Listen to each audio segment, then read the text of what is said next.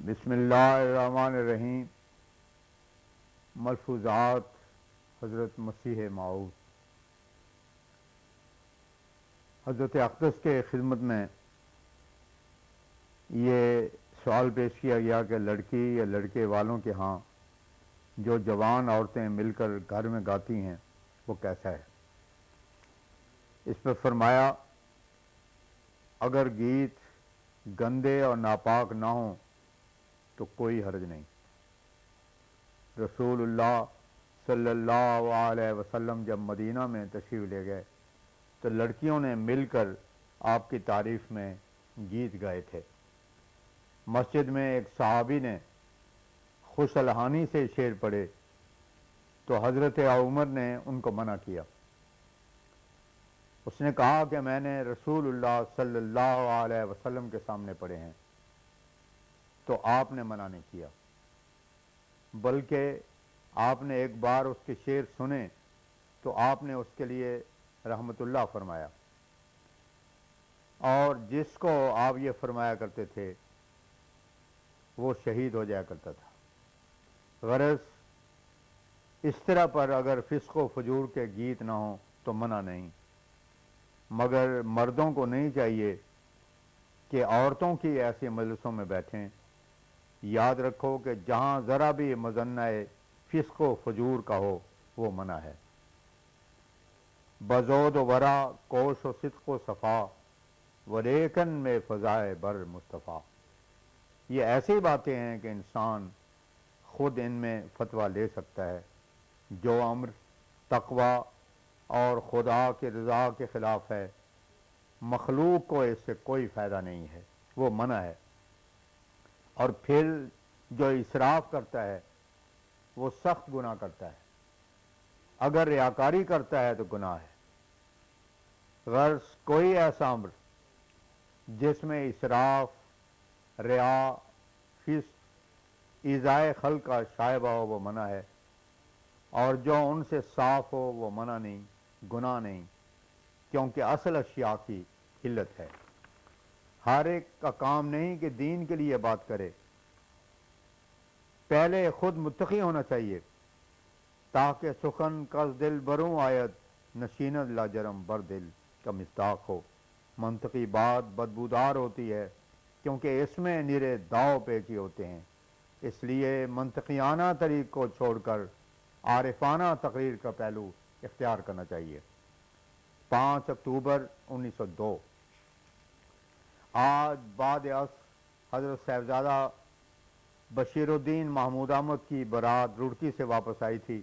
اس موقع پر ایڈیٹر الحکم نے اپنی احمدی جماعت کی طرف سے ایک مبارکباد کا خاص پرچہ شائع کیا جو برات کے دارالامان پہنچتے ہی شائع کیا گیا تھا۔ قبل نماز مغرب جب حضرت جری اللہ فی حل الانبیاء علیہ السلام تشریف لائے تو رڑکی سے آئے ہوئے احباب ملے جو برات میں گئے تھے۔ حضرت مفتی محمد صادق صاحب نے، جو حضرت اقدس کے سلسلے میں ایک درسندہ گوہر ہیں اور جو عیسائیوں کی کتابوں کو پڑھ کر ان میں سے سلسلہ عالیہ کے مفید مطلب مضامین کے اقتباس کرنے کا بے حد شوق اور جوش رکھتے ہیں، پطرس کے متعلق سنایا کہ رڑکی میں پادریوں سے مل کر میں نے اس سوال کو حل کیا ہے۔ معلوم ہوا ہے کہ صلیب کے وقت پطرس کی عمر 30 یا 40 سال کے درمیان تھی۔ ناظرین کو اس سوال عمر پطرس کی ضرورت کے لیے ہم الحکم کا وہ نوٹ یاد دلاتے ہیں جس میں ظاہر کیا گیا تھا کہ بعض کاغذات اس قسم کے ہیں جن میں پطرس لکھتا ہے کہ میں نے مسیح کی وفات کے 3 سال بعد ان کو لکھا ہے اور اب میری عمر 90 سال کی ہے۔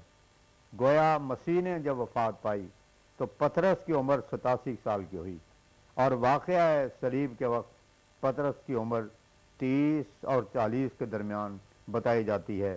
تو اب اس سے صاف نتیجہ نکلتا ہے کہ مسیح واقعہ صلیب کے بعد کم از کم 47 سال تک بموجب اس تحریر کے زندہ رہا اور پطرس ان کے ساتھ رہا، اور یہ ثابت ہو گیا کہ صلیب پر مسیح نہیں مرا بلکہ طبی موت سے مرا ہے، اور نہ آسمان پر ایک جسم کے ساتھ اٹھایا گیا۔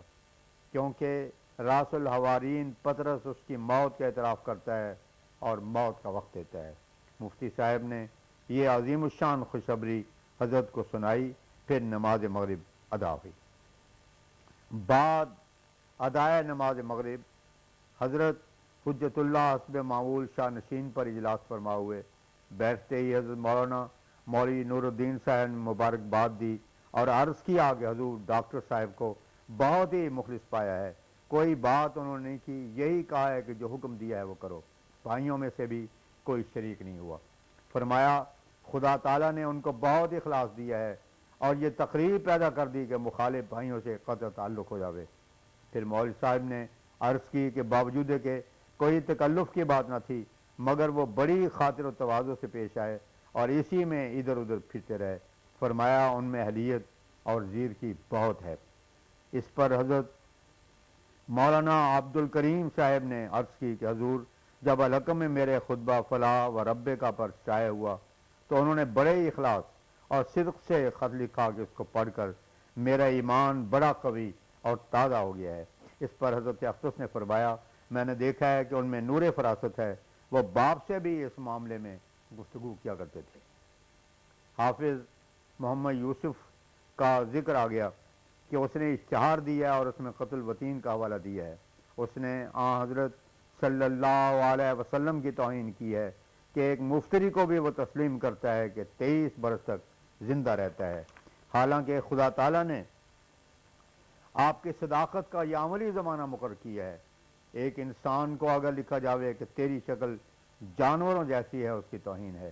اسی طرح آن حضرت صلی اللہ علیہ وسلم کی مدت نبوت کو کذاب کی طرح کہنا سخت بے ادبی ہے۔